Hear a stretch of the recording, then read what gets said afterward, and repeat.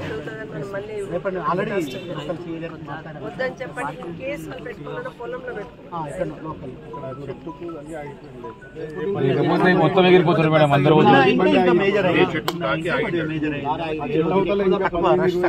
ఒక్కటి మీరు ఆర్ఎండ్బి వాళ్ళని నేషనల్ వాళ్ళని రిక్వెస్ట్ చేసి టర్నింగ్స్ దగ్గర కొంత వైడనింగ్ మట్టితో చేసి మనది రోడ్డు మట్టితో చేసి వాళ్ళని చేసి అయిపోయింది. 135 కోట్లు ఇచ్చినాం, ఇంకా 35 కోట్లు వాళ్ళు నేషనల్ సెంట్రల్ గవర్నమెంట్ నుంచి రావాలి. అది ఒక్కటే ఇష్యూ, ఏం లేదు. స్టేట్ గవర్నమెంట్ 135 ఇచ్చేసి అయిపోయింది, క్లోజ్. 135 ఇష్యూ క్లోజ్ ఇచ్చేసాం, అయిపోయింది. ఇప్పుడు ఎన్జిటి మొన్న డిసెంబర్లో క్లోజ్ చేసింది మేడం కేసు. నవంబర్ ఎండింగ్లో, నవంబర్ 23 నాడు కేసు క్లోజ్ చేసి నేషనల్ ఎన్విరాన్మెంటల్ నుంచి క్లియరెన్స్ తీసుకోవాలని చెప్పింది. మళ్ళీ అడ్మిట్ చేసుకొని స్టే ఇచ్చారు, వాళ్ళ ఆస్పెక్ట్లో స్టే ఇచ్చారు. స్టే ఇచ్చి మొన్న మన వాళ్ళు ఇమీడియట్లీ ఎన్హెచ్ వాళ్ళు ట్రై చేస్తే డిసెంబర్ 25 వచ్చేస్తారు. లేదంటే వీళ్ళు ఎమర్జెన్సీ క్లాస్ కింద లేదు మాకు కావాలి అంటే నవంబర్ 25 రోజు పెట్టారు మేడం ఇయర్స్. ఆ రోజు ఏం చేశారంటే ఆ రోజు ఇమీడియట్లీ మన వాళ్ళు నేషనల్ ఎన్విరాన్మెంటల్ క్లియరెన్స్ రిపోర్టు అన్నీ ఇచ్చిన తర్వాత లేదు ఒక మెంబర్ లేరు అసలు అది లేదు ఇది లేదు మళ్ళీ పడేసి రేపు డిసెంబర్ 16 పెట్టారు. లేదు మేడం అట్లాగా మన వాళ్ళు ఏం చెప్పారంటే మేడం చెట్లు తీయడానికి మాకు ఉంది ప్రొవిజను, మేము తీస్తాము. మొత్తం 900 చెట్లు ఐడెంటిఫై చేస్తాము. దీంట్లో మిగతా ఎన్జిఓ వాళ్ళ నుంచి కోఆపరేట్ తీసుకొని మొత్తం మేము 50% చెట్ల కాని చేయకుండా కూడా క్లియరెన్స్. లాస్ట్ మనము నుండి అకాడమీ వరకు పోలీస్ అకాడమీ వరకు రోడ్ వైడింగ్ చేసినాం. ఎందుకు నార్సింగ్ లో కూడా తీసాం కదా, చెట్లు షిఫ్ట్ చేసినాం. నార్సింగ్ పేద రైతులు అనుకోకుండా లారీ యాక్సిడెంట్ అక్కడ వాళ్ళ మీద పోయి చనిపోవడం చాలా బాధాకరం. దాంట్లో 4 చనిపోయినారు.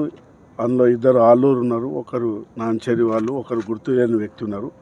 ఎమ్మెల్యే గారు మేము భీమభరత్ కూడా పోయి చూసినాం, అక్కడ చాలా బాధాకరం. ఒక హాస్పిటల్లో పెంటమ్మ బాలమ్మ అనే ఆమె కూడా ఇక్కడ కాలు విరిగిపోయింది, కాలు ఫ్రాక్చర్ అయింది.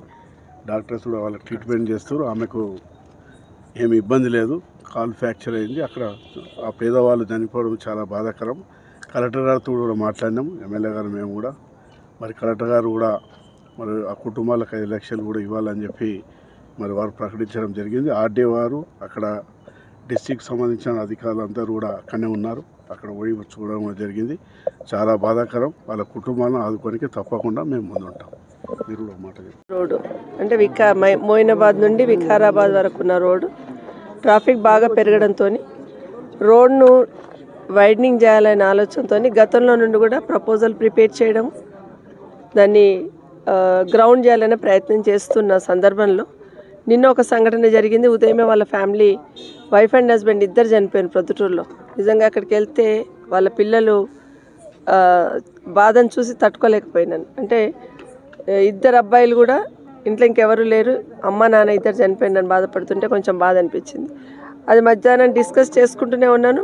ఇప్పుడు ఒకేసారి 10 మంది చనిపోయిందని టీవీలలో వస్తూ ఉంటే గుండె తరుక్కుపోయింది.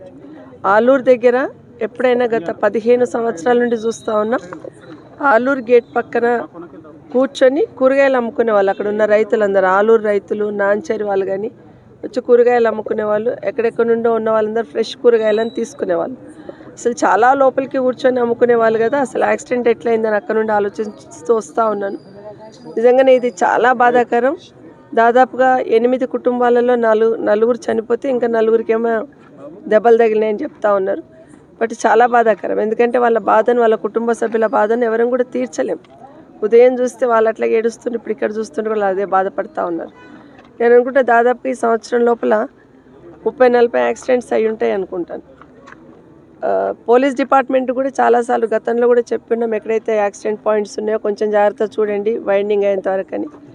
గతంలో కేసీఆర్ గారు దీన్ని నేషనల్ హైవేగా క్రియేట్ చేస్తూ అప్ప నుండి రోడ్ని శాంక్షన్ ఇచ్చిన సందర్భంలో ఇక్కడ రోడ్ వైండింగ్కి చెట్లు అడ్డం వస్తాయనో మరి ఏంటో ఆలోచన తెలియదు, మన్నెగూడ నుండి వైండింగ్ చేస్తున్నారు ఫస్ట్ ఫేజ్లో.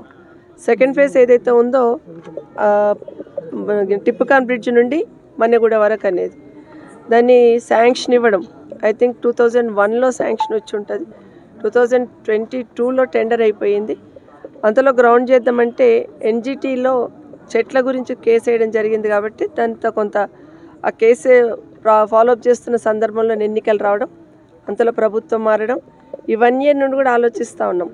ముఖ్యమంత్రి గారు పోతున్న దారి ఇదే కదా, కొడంగల్ ఇటు నుండే వెళ్తారు కాబట్టి అధికారులు ఇంకా ప్రోయాక్టివ్తోని వీలైనంత తొందరలో చేస్తారనే ఆలోచనతో 1 year నుండి ఒక విమర్శ కానీ ఒక డిమాండ్ కానీ చేయకుండా ప్రధాన ప్రతిపక్షమైనా కూడా ఓపిక పడుతూ తప్పకుండా ప్రభుత్వం ఇన్వాల్వ్ అయ్యి చేస్తుందిలే అని ఆలోచిస్తూ వచ్చిన సందర్భంలో రోజు రోజుకు డిలే అవుతున్న సందర్భంలో ఇంకా బాధ అనిపిస్తూ ఉంది. ఇప్పటికైనా ప్రభుత్వం కళ్ళు తెరిచి, ఎందుకంటే ఇక్కడికి వస్తే ఈ రోడ్ ఎంబడి పోతూ ఉంటే రోజు ఎక్కడ ఏం యాక్సిడెంట్ అవుతుందో ఎవరు ప్రాణం కోల్పోతారనే భయం అనేది ఒకటి ఏర్పడిపోయింది. ఇప్పటికైనా ప్రభుత్వం అధికారులు